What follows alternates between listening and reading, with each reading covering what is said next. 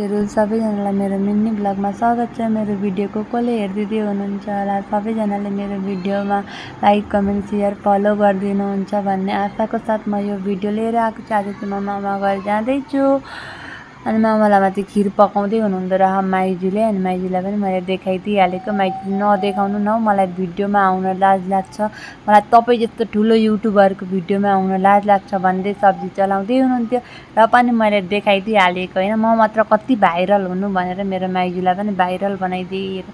मामा र दिदी पुरा फोन चलाइराख्नु भएको थियो, म चाहिँ ऐनामा देखिहालेँ क्या। एकछिन मस्किनु पऱ्यो नि त, ऐना देखेपछि म र माथि दोकान जाँदै थियौँ दुध पुगेन र दुध किन्नलाई। अनि दोकानको त्यो अङ्कललाई पनि थाहा छ क्या म भ्लग बनाउँछु भनेर, अनि देखाइदिइहालेको। अनि म त्यो मिठाईहरू देखेपछि कस्तो खान मन लाग्छ नि त, वाउ मुखदेखि नै पानी निस्क्यो।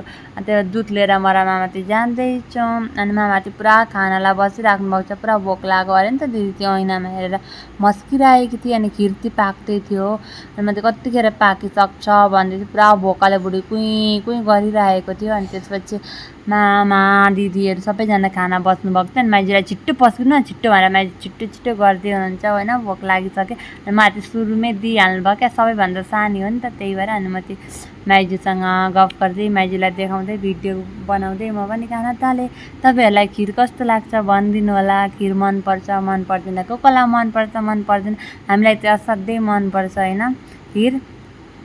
अनि माइजू भान्जी सबैजना मिलेर मामा खाइरहेको थियौँ खिर।